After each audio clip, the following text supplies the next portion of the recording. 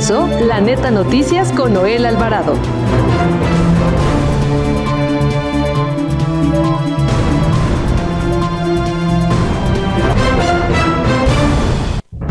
Familiares de personas desaparecidas marchan y protestan en la Ciudad de México y otros estados del país por la falta de apoyo por parte del gobierno de México. Xóchitl Gálvez será la candidata a la presidencia de la República para el 2024 del Frente Amplio por México. Marcelo Ebrard Casaubon acusó que priva un gran desorden en Morena en el desarrollo del levantamiento de la encuesta para elegir al candidato. Detienen al líder criminal de los maceros aquí en la Ciudad de México. Muy buenas tardes, bienvenido a La Neta Noticias por Acústica Radio de este 30 de agosto del 2023. Recuerde que transmitimos en vivo por el 1150 de AM y en los próximos 30 minutos les daré toda la información más importante de México y el mundo. Saludamos también a los amigos que nos ven y nos escuchan a través de acústicanoticias.com/TV en vivo. Nuestro número telefónico en cabina, el 5590-357300. También le doy un número de WhatsApp, el 5581-012861. Como todos los días, los saluda su amigo Noel Alvarado. Y nos vamos a las noticias. El Instituto Nacional de Transparencia, Acceso a la Información y Protección de Datos Personales, el INAI, nunca se detuvo. Está y seguirá de pie. Hoy, después de 151 días de no poder hacerlo, su pleno vuelve a sesionar de manera ordinaria para garantizar a la sociedad sus derechos de acceso a la información y protección de datos personales. La comisionada presidenta Blanca Lilia Ibarra, las comisionadas Norma Julieta del Río y Josefina Román y el comisionado Adrián Alcalá reconocieron el fallo de la Suprema Corte de Justicia de la Nación, mediante el cual otorgó al INAI la suspensión para que el Pleno sesione con sus 4 integrantes hasta que se designe, cuando menos, a un quinto integrante. La comisionada presidenta del INAI, Blanca Lilia Ibarra Cadena, aseguró que el reinicio de las sesiones ordinarias del Pleno del organismo garante nacional le permite recuperar una de sus tareas sustantivas, justo en el momento en que el ejercicio de los derechos y libertades constituye un pilar fundamental para la democracia mexicana. Escuchemos cómo lo dijeron esta tarde las comisionadas Adriana Alcalá Méndez, así como en la sesión que se llevó a cabo esta tarde allá en el INAI. No podemos dejar de hacer un respetuoso llamado al Senado de la República para que concluya con los procedimientos de designación de los integrantes del Pleno. Ello resulta necesario para que las y los mexicanos sigan contando con un organismo que garantice sus derechos humanos y que funcione conforme al diseño consagrado en el artículo 6º constitucional. El INAI no es una ocurrencia ni un capricho político. Es el resultado de años de análisis y reclamos sociales, académicos y de voluntad política, de reconocer que México necesita una institución que en materia de transparencia, acceso a la información y protección de datos personales sea el puente de comunicación entre la sociedad y su gobierno para brindar información que empodere a las personas, a la sociedad y permita que las autoridades de los 3 niveles de gobierno recuperen la confianza social. Pues ya se reactivaron las sesiones del Instituto Nacional de Transparencia y Acceso a la Información de Datos Personales. Y mire, también le informo que cientos de familiares de personas desaparecidas en México marchan y protestan en la Ciudad de México y otros estados del país por la falta de apoyo por parte del gobierno de México para localizar a sus seres queridos. En el marco del Día Internacional de las Víctimas de Desapariciones, que se conmemora cada 30 de agosto, Tejiendo Redes Infancia en América Latina y el Caribe, denunció que aproximadamente 159,000 niñas y niños viven en orfandad por desaparición en México, con graves afectaciones en su desarrollo. Juan Martín Pérez García, coordinador regional de la organización, llamó a poner en relieve el problema que representa la orfandad por desaparición, una consecuencia invisible pero profundamente dolorosa de la desaparición forzada y entre particulares. Precisó que en México un total de 205,193 personas en edad reproductiva entre 15 y 50 años de edad han sido reportadas como desaparecidas, no localizadas y localizadas, de las cuales el 50% fueron localizadas con vida. Hasta el momento siguen desaparecidas 83,886 personas en ese mismo rango de edad. Ante la grave realidad que existe en el país, en donde la desaparición es un problema generalizado y cotidiano, el movimiento por nuestros desaparecidos en México reprocharon a través de Lisette Carmona del colectivo Búscame que el gobierno de México elabore el mal llamado censo, que es dice, revictimizante. Xóchitl Gálvez será la candidata a la presidencia de la República para el 2024 del Frente Amplio por México. Ello luego de que ganara la encuesta con 57.58% por encima de Beatriz Paredes, que consiguió el 42.42%. El comité organizador del Frente Amplio por México dio a conocer los resultados del segundo sondeo de opinión, en el cual Xóchitl Gálvez logró el 57.58%, mientras que Beatriz Paredes consiguió el 42.42%. El comité organizador señaló que los integrantes de este grupo de especialistas se comunicó personalmente con las dos aspirantes para darle a conocer la información, pues el Frente Amplio por México ya tiene candidata rumbo al 2024. El aspirante presidencial morenista Marcelo Ebrard Casaubon externó su preocupación este miércoles, pues acusó que priva un gran desorden en el desarrollo del levantamiento de la encuesta para elegir al candidato presidencial de la Cuarta Transformación.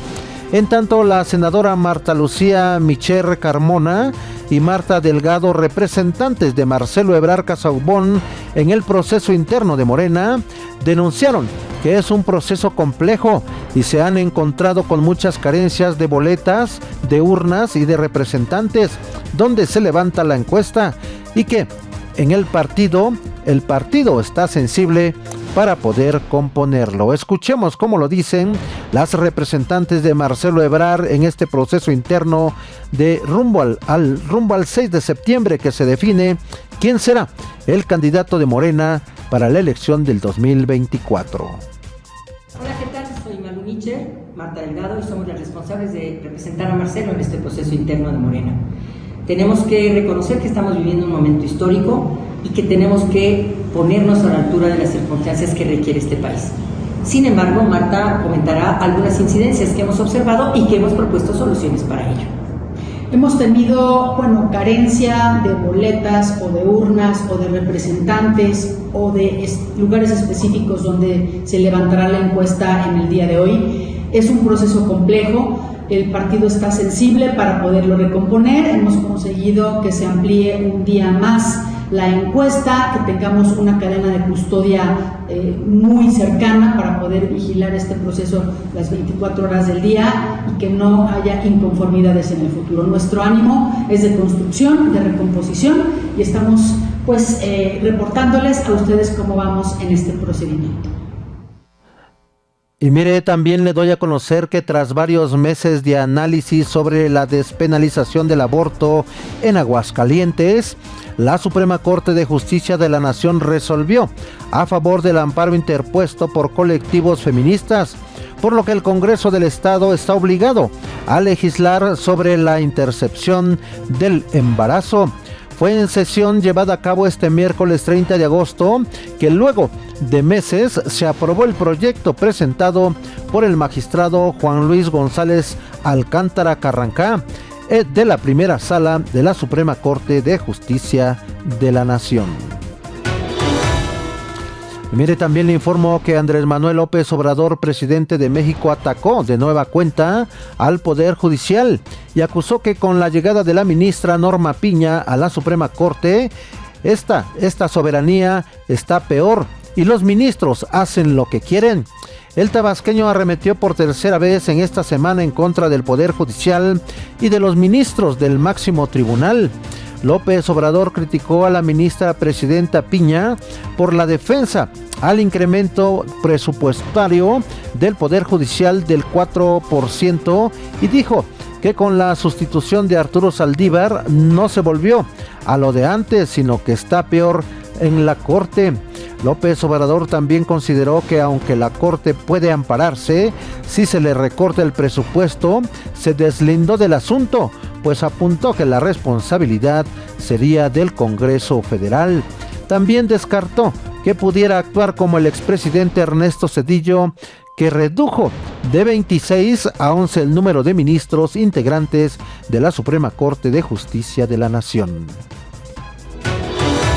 El Aeropuerto Internacional de la Ciudad de México se prepara para reducir el número de operaciones por hora en los próximos meses. Así lo confirmó la Secretaría de Infraestructura, Comunicaciones y Transportes. En espera de que la Agencia Federal de Aviación Civil dé mayores detalles sobre el tema, la dependencia federal dijo que es correcto que se reducirán los vuelos en la terminal capitalina de 52 a 43 por hora. La medida se da a un año de que la propia Agencia Federal de Aviación Civil limitó las operaciones en el Aeropuerto Internacional de la Ciudad de México de 61 a 52 mediante un decreto. Con esto, las autoridades federales buscan reducir el problema de saturación que vive el Aeropuerto Internacional de la Ciudad de México. Escuchemos el comentario de Enrique Avilés. En breve, con Enrique Avilés. En breve te comparto que Leonid Radvinsky, propietario de OnlyFans, la plataforma de contenido para adultos, posee un patrimonio valuado en $2.100 millones. Radvinsky, de 41 años, es ucraniano-estadounidense y reside en Florida. En 2018 adquirió la empresa de los fundadores, quienes la habían lanzado 2 años antes con una inversión de $12.500. Aunque el monto exacto de la adquisición no está confirmado, se sabe que pagó millones por ella. OnlyFans está registrada en el Reino Unido, aunque Radvinsky vive en Estados Unidos.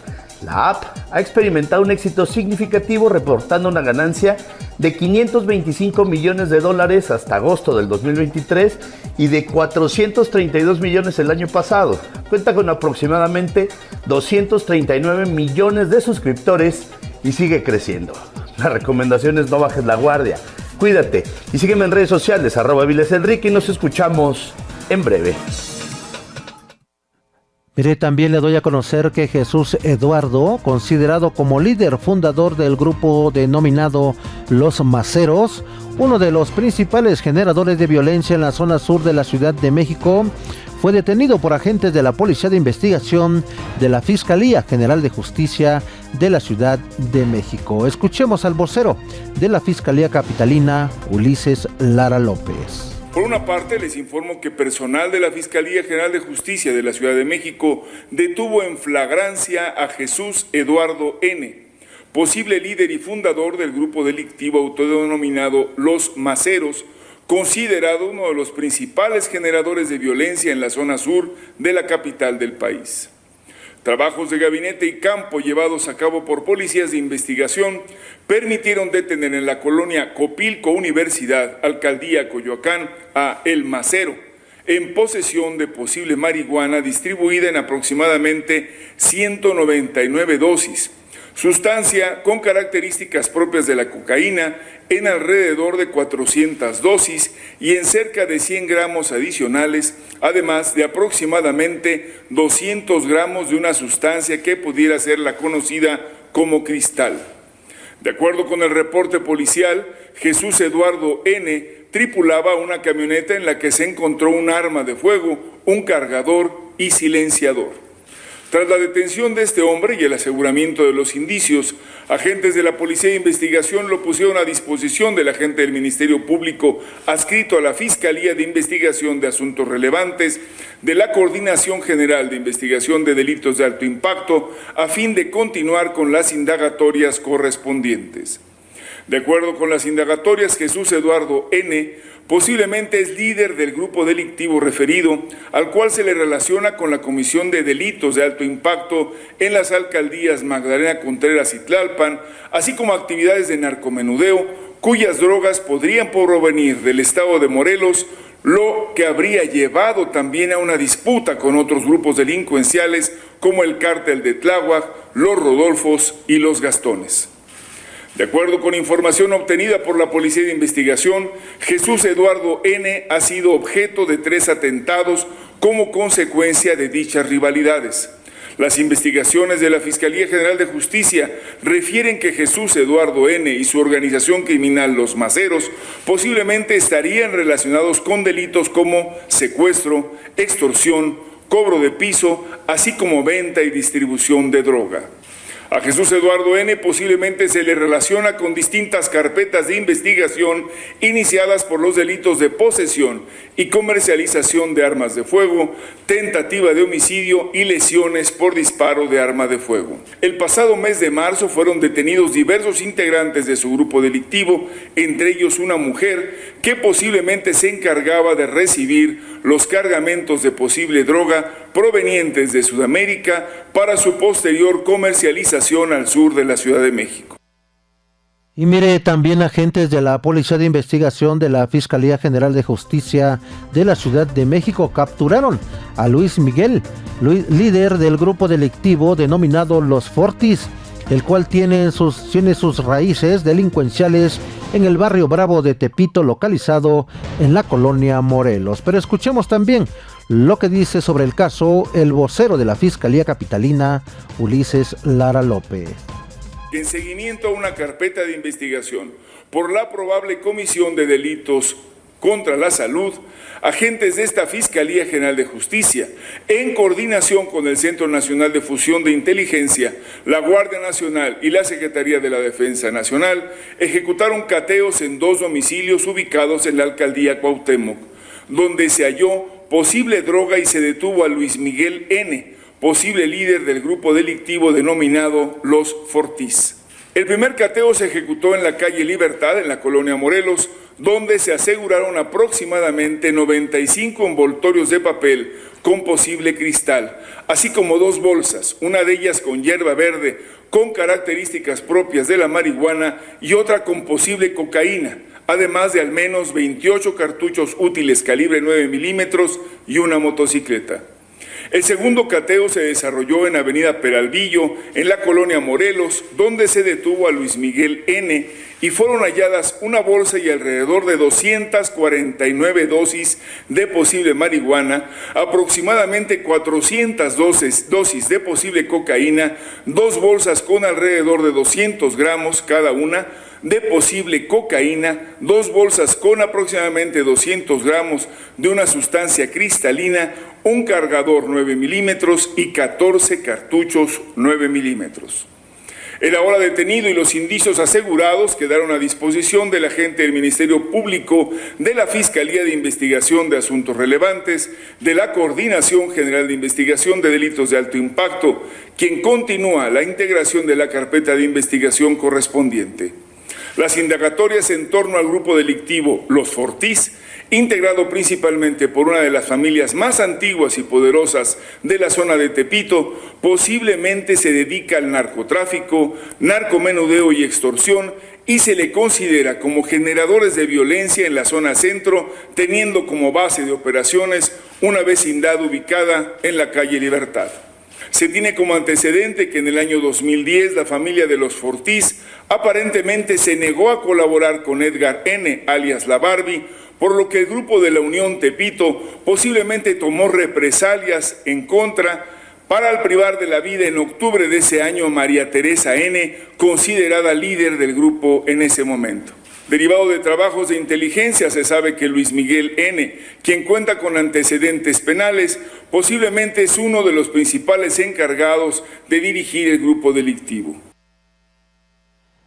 Y mire, también le doy a conocer que Nemesio Ceguera Cervantes, el Mencho, líder del cártel Jalisco Nueva Generación, así como Ismael El Mayo Zambada, cabecilla del cártel de Sinaloa, fueron sacados de la lista de los 10 criminales más buscados por la Administración de Control de Drogas de Estados Unidos. También fue relegado Jesús Alfredo Guzmán Salazar, alias El Alfredillo, hijo de Joaquín Guzmán Loera, alias El Chapo, y líder fundador del cártel de Sinaloa. En su más reciente actualización, los 3 criminales dejaron su lugar dentro de la lista de los 10 objetivos prioritarios de la Agencia Antinarcóticos estadounidense, cediéndole el puesto a Oscar Noé Medina González, alias El Panu, Luis Javier Benítez Espinosa y Kun Yang. Los 3 nuevos integrantes del listado son identificados por las autoridades de Estados Unidos como presuntos operadores de los Chapitos, facción del cártel de Sinaloa liderada por los hijos de El Chapo Guzmán, quienes se dedican principalmente al tráfico de drogas sintéticas como el fentanilo. Además, la lista está integrada por 5 presuntos integrantes más de dicha facción, entre ellos Iván Archibaldo Guzmán Salazar, hijo hijo mayor del Chapo Guzmán. La salida de la lista del Mencho, el Mayo y el Alfredillo no significa que la DEA deje de buscarlos, ya que aún integran parte de la extensa lista de objetivos prioritarios.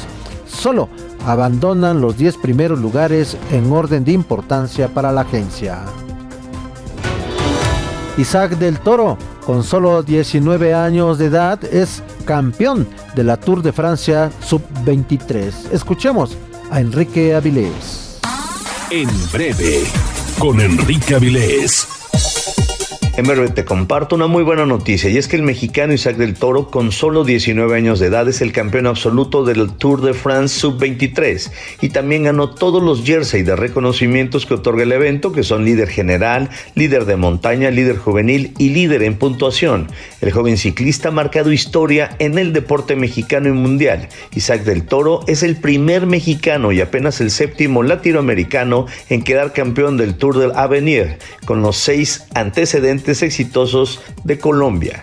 El joven Isaac del Toro es originario de Ensenada, Baja California, y se convirtió en el campeón del Tour juvenil en esta competencia ciclista profesional que se desarrolla en Francia y tiene como principal característica que hay un límite de edad, 23 años para los participantes. Este resultado le hace justicia a su preparación. Felicidades. La recomendación es no bajes la guardia, cuídate y sígueme en redes sociales @vilesenrique y nos escuchamos en breve.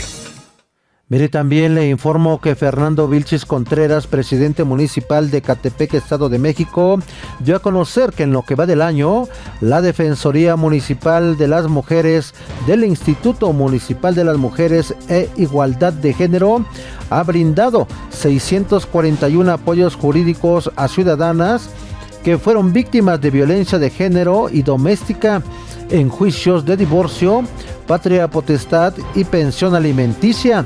Señaló que a diferencia de otros municipios donde solo se brinda asesoría jurídica a las víctimas, en Ecatepec se cuenta con abogados que dan acompañamiento a las solicitantes durante todo el proceso hasta lograr una sentencia. El alcalde detalló que de acuerdo con el informe semestral de atenciones brindadas por parte de la Defensoría Municipal de las Mujeres, las principales acciones emprendidas consistieron en la recuperación y reintegración de menores, además del apoyo y seguimiento a juicios en materia familiar y divorcios. Vilchis Contreras señaló que entre las asesorías brindadas destaca la recuperación de 6 niñas y niños de forma pacífica, luego de que personal de la Defensoría de las Mujeres y la Célula Violeta de Atención a Víctimas de Violencia Familiar acudieron a los domicilios para mediar la entrega de los menores que fueron retenidos de manera violenta o ilegal, logrando reintegrarlos con sus madres para posteriormente iniciar o dar seguimiento a juicios de garantía y de guardia custodia, en su caso, pensión alimenticia.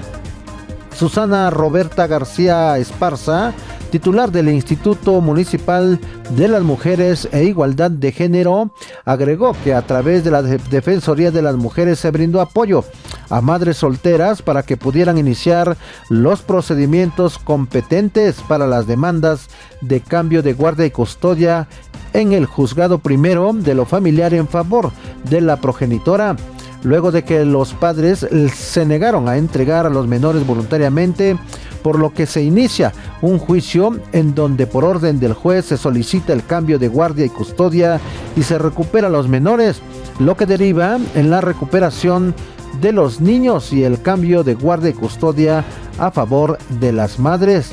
En total se han beneficiado a 26 mujeres con sentencias favorables en juicios de pensión alimenticia y guardia y custodia de sus hijos. Además, se atendieron 2 casos en los que se logró desalojar al agresor del núcleo familiar por violencia ejercida hacia la familia y se orientó a 23 mujeres en proceso de divorcio. Integrantes de las diversas fracciones y asociaciones parlamentarias del Congreso de la Ciudad de México que conforman la Comisión de Seguridad Ciudadana de este órgano deliberativo estuvieron de acuerdo en avalar la realización de campañas de detección de cáncer de mama entre la población femenina concentrada en las prisiones capitalinas, con la aclaración de que ese sector requiere una atención digna en materia de salud. Derivado de los operativos que se han puesto en marcha contra la tala clandestina de árboles en la Ciudad de México, han sido cerrados 51 madererías que presentaron algún tipo de irregularidad. Así lo dio a conocer el jefe de gobierno de la Ciudad de México, Martí Batres Guadarrama. Comentó que todas esas madererías han sido cerradas por algún tipo de ilegalidad, pues vendían madera talada ilegalmente o por presentar irregularidades administrativas de diverso tipo. Al comentarle que los dueños de las madererías mencionaron que las suspensiones de actividades no han sido por la tala ilegal, sino por temas administrativos, el jefe de gobierno, Martí Batres Guadarrama, respondió que sí ha habido suspensiones por ese tema. Mediante una inversión de más de 50 millones de pesos, se lleva a cabo el mejoramiento de 13 mercados públicos de la capital del país, confirmó la integrante de la bancada del PRI en el Congreso de la Ciudad de México, Maxta Iraíz González Carrillo, al agradecer la intervención de la Secretaría de Desarrollo Económico, la SEDECO, del gobierno capitalino, que atendió las gestiones que se hicieron para combatir las deficiencias que presentan los centros populares de abastecimiento. Dio cuenta que junto con funcionarios y personal de la dependencia ha hecho visitas a los diferentes mercados, que en su mayoría la problemática que tienen es relacionada con la electricidad, reacomodo de cableado e instalación de nuevos transformadores con mayor capacidad. Esto con la finalidad de dar el voltaje necesario para la operación de los locales, así como impermeabilización y mantenimiento de tuberías hidráulicas. Policías de la Secretaría de Seguridad Ciudadana de la Ciudad de México, con apoyo de seguimiento virtual de los operadores del Centro Comando y Centro, el C2, detuvieron en el perímetro de la colonia Roma Norte de la alcaldía Cuauhtémoc a un hombre que probablemente amagó con un cuchillo a la encargada de un negocio para robar mercancía del lugar. El imputado quedó a disposición del Ministerio Público y en las próximas horas se determinará su situación jurídica. Amigas y amigos, se nos agotó el tiempo. Gracias por acompañarnos en La Neta Noticias por Acústica Radio. Recuerde que mañana jueves tenemos una cita a las 17 horas aquí en La Neta Noticias por el 1150 de AM. Síganme en mis redes sociales, en Twitter, en Facebook y en YouTube me encuentra como Noel Alvarado M. Continúe con la programación de Acústica Radio. Se despide su amigo Noel Alvarado. Nos saludamos y nos escuchamos mañana. Esto fue La Neta Noticias con Noel Alvarado. Una producción de Grupo Acústica.